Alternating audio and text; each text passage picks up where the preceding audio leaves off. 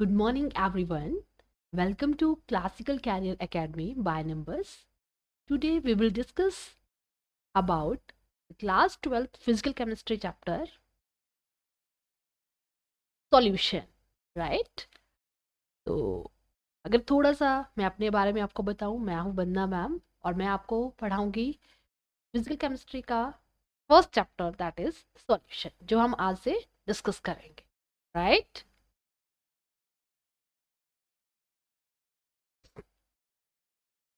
तो अब देखो, केमिस्ट्री के भी आपके 3 पार्ट्स हैं बेटा। केमिस्ट्री के भी आपके क्या हैं, 3 पार्ट्स हैं, ठीक है। अब कौन कौन से हैं वो हम अभी डिस्कस करेंगे। जैसे अगर हम स्टार्टिंग देखें तो इसमें सबसे पहला आपको पता होना चाहिए कि सॉल्यूशन क्या होता है, राइट? तो सॉल्यूशन क्या होता है बेटा? Solution is a homogeneous mixture, ठीक है। सॉल्यूशन एक होमोजीनियस मिक्सचर होता है 2 और मोर कंपोनेंट्स का, ठीक ठीक है। और सॉल्यूशन में जो दो टर्म्स होती है ना, सॉल्यूशन में जो दो टर्म्स हैं वो होती हैं सॉल्यूट और सॉल्यूट और सॉल्वेंट, राइट? अब जो सॉल्वेंट कंपोनेंट होता है सॉल्यूशन सॉल्यूशन का, वो होता है लार्जेस्ट क्वांटिटी में। कैसा होता है? लार्जेस्ट क्वांटिटी, ठीक है। और जो सॉल्यूट होता है बेटा, वो होता है मिनिमम अमाउंट में। वो कैसा होता है? मिनिमम अमाउंट में, ठीक है। तो यहाँ पे अगर हम सॉल्यूशन को डिफाइन करें तो सॉल्यूशन एक होमोजीनियस मिक्सचर होता है which have two component solute and solvent, right? Solute is in lesser amount as solvent is in larger amount, right? Next, इसी में हमारा एक और कॉन्सेप्ट रहता है।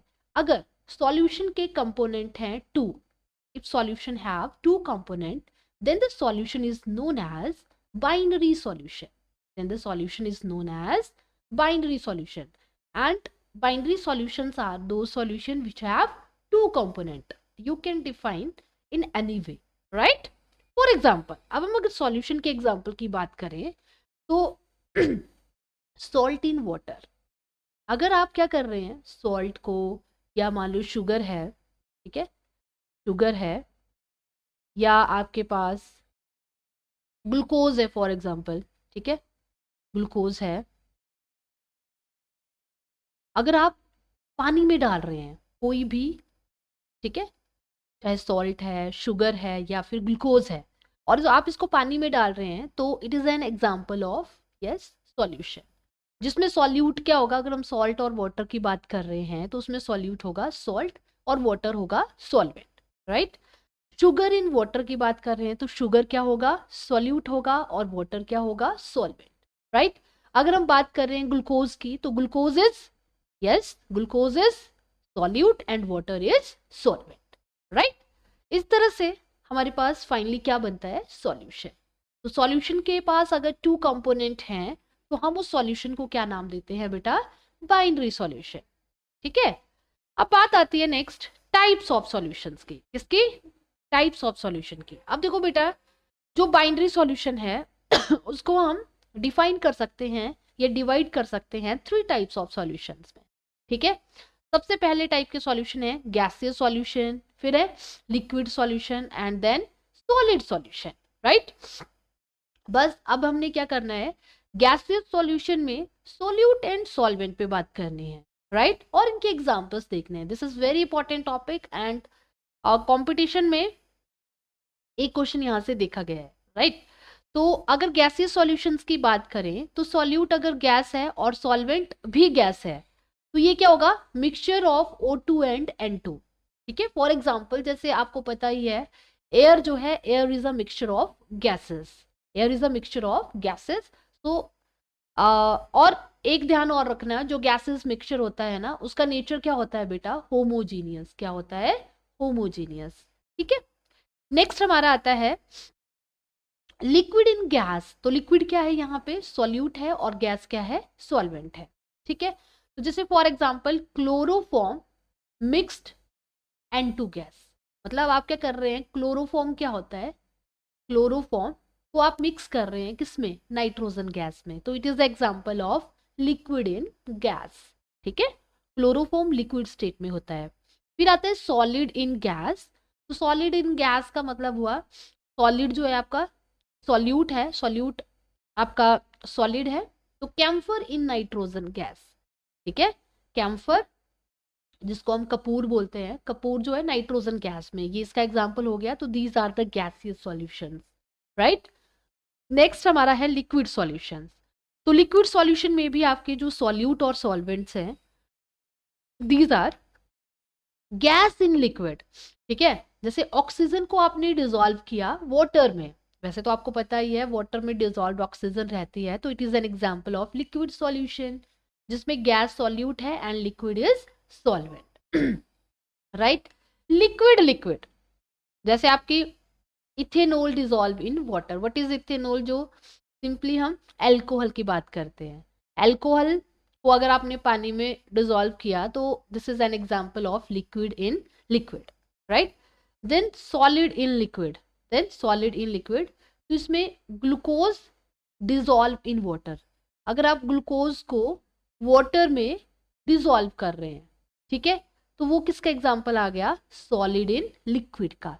तो यहाँ पे सॉलिड क्या होगा, सॉल्यूट होगा, और लिक्विड क्या होगा, सॉल्वेंट होगा, as we already discuss. Next हमारा आता है बेटा सॉलिड सॉल्यूशन। तो सॉलिड सॉल्यूशन क्या हुए, अब इसमें क्या होगा, जो सॉलिड है वो सॉल्वेंट रहेंगे, बाकी सॉल्यूट आप चेंज करेंगे। गैस इन सॉलिड, तो solution of H2 and palladium.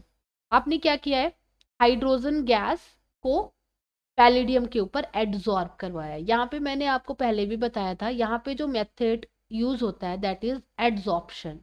ठीक है, और एडजॉर्प्शन क्या होता है, एडजॉर्प्शन होता है बेटा कि जो कंसेंट्रेशन होती है सॉल्यूट की, ठीक है, वो कहाँ पे ज्यादा होगी, वो होगी सरफेस के ऊपर ज्यादा।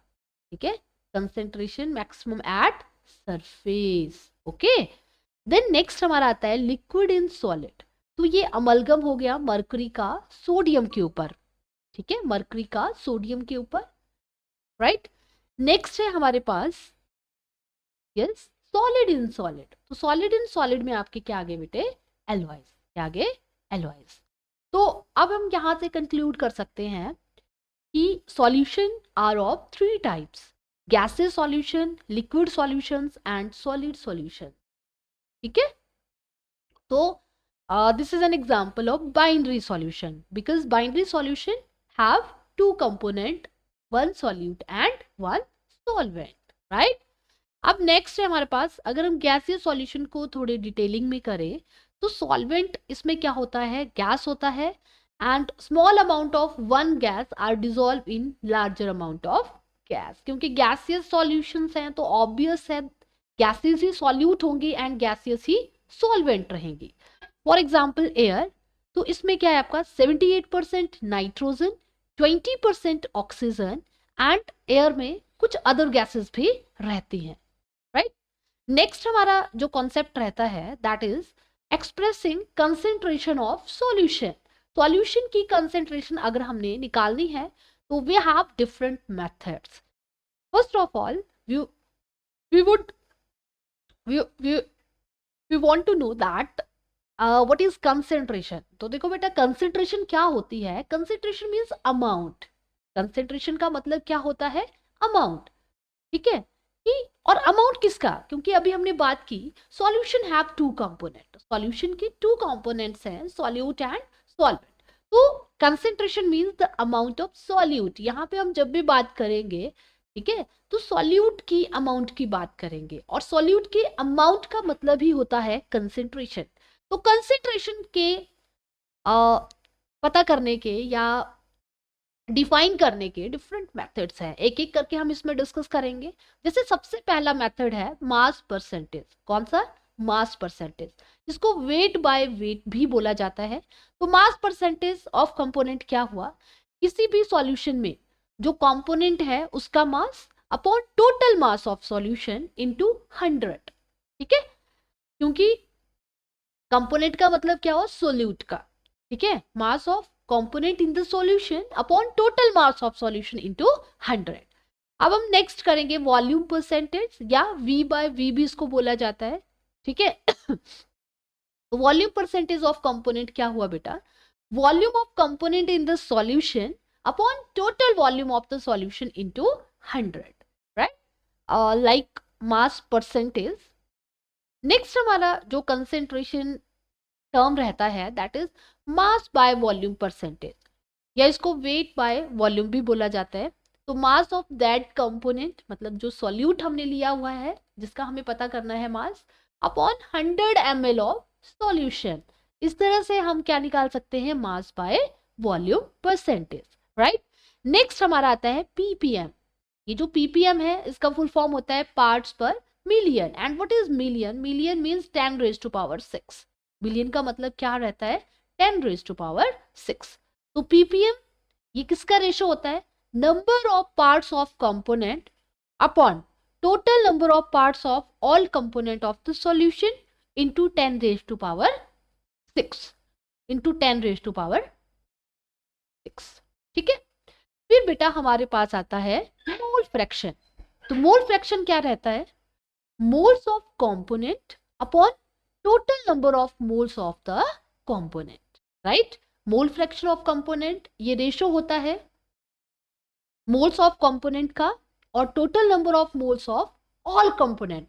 अब देखो ऑल कंपोनेंट का मतलब क्या हुआ बेटा, all component means the component या moles of solute plus moles of solvent, moles of solute plus moles of solvent, right.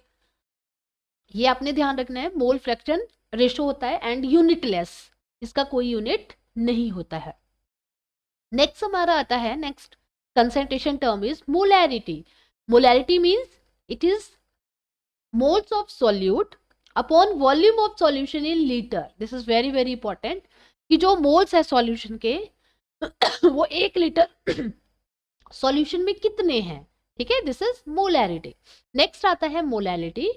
तो molality means moles of solute mass and mass of the solution in kilogram, ठीक है, मतलब 1 kilogram solution में, ठीक है। यहाँ पे ना सॉल्यूशन नहीं आएगा, ये मिस्टेकली यहाँ पे लिखे है, यहाँ पे solvent, mass of solvent in kilogram, mass of solvent in kilogram.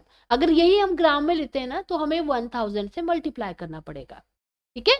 और अगर मोलैलिटी के मैं यूनिट बताऊं ना तो वो होंगे आपके, यस, मोल पर लीटर। क्या होंगे, मोल पर लीटर। और मोलैलिटी के जो यूनिट्स रहेंगे वो क्या होंगे, मोल पर किलोग्राम, मोल पर किलोग्राम, ठीक है। अब एक यहां से क्वेश्चंस करके देख लेते हैं जो आपका प्रीवियस ईयर सीबीएसई 2012 में पूछा गया था, ठीक है। Density of water of a lake is 1.25 gram per ml and 1 kilogram of this water contain 92 gram of Na positive ion.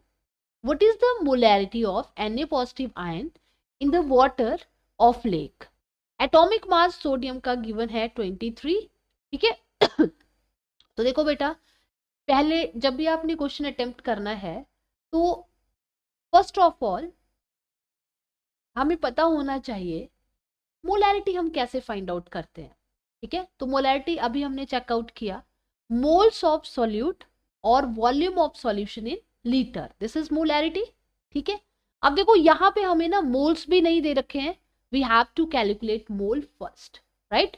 तो मोल को निकालने का फॉर्मूला क्या होता है, mass of solute in solution, right, या जिसको हम बोलते हैं गिवन मास, ठीक है। इसको हम इस तरह से भी कर सकते हैं, given mass upon molar mass, given mass upon molar mass, ठीक है।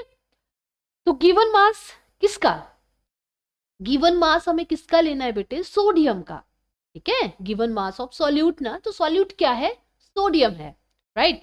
तो सोडियम का गिवन मास कितना है 92 और इसका मोलर मास कितना है 23 और इसकी डेंसिटी भी हमें गिवन है दैट इज 1.25 और मास ऑफ वाटर ये भी दे रखा है 1 किलोग्राम, ठीक है।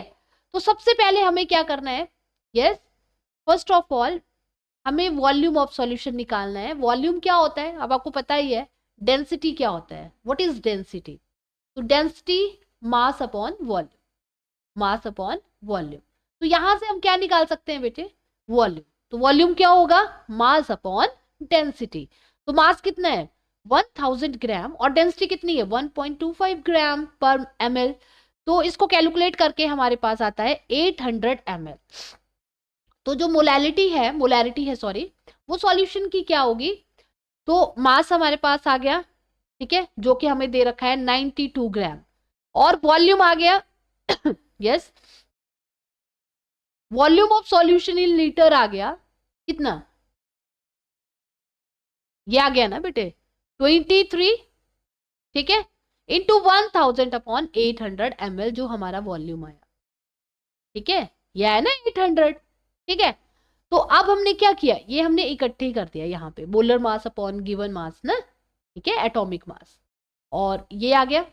अब इसको हम कैलकुलेट करेंगे ना, तो वी विल फाइंड 5, यहाँ पे जो वैल्यू आएगी कैलकुलेट करके वो 5 आएगी, तो मोलैरिटी कितनी हो गई 5 मोलर, ठीक है। अब जैसे ये आपका एक क्वेश्चन रहता है, define the term mole fraction, yes define the term mole fraction.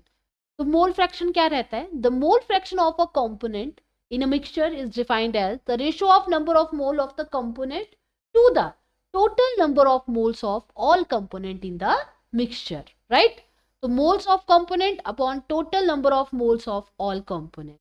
अगर आपके पास सॉल्यूशन है और सॉल्यूशन के जो दो कंपोनेंट है सॉल्यूट और सॉल्वेंट, ठीक है, सॉल्यूट एंड सॉल्वेंट, सॉल्यूट के नंबर ऑफ मोल्स मान लो आपके पास N1 है और सॉल्वेंट के हैं N2, तो बताइए मोल फ्रैक्शन ऑफ सॉल्यूट क्या होंगे, XA अगर है या X1 ले लो, तो ये होगा N1 upon N1 plus N2, और X2 है N2 upon N1 plus N2, मतलब जो भी हमने लेना है upon total number of moles, ठीक है, जिसके भी हमने निकालने हैं upon total number of moles. और ये जो आपकी मोल फ्रैक्शन होती है ना, ये यूनिट लेस होती है, इट हैज नो यूनिट, इसके कोई यूनिट नहीं होते हैं, राइट। तो दैट्स ऑल बेटा, आज हम इतना ही करेंगे, ठीक है।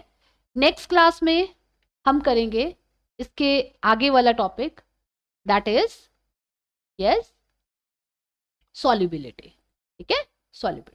So keep watching and if you have any query you can comment, ठीक है, and share this video also। Thank you, have a nice day, Jai Hind।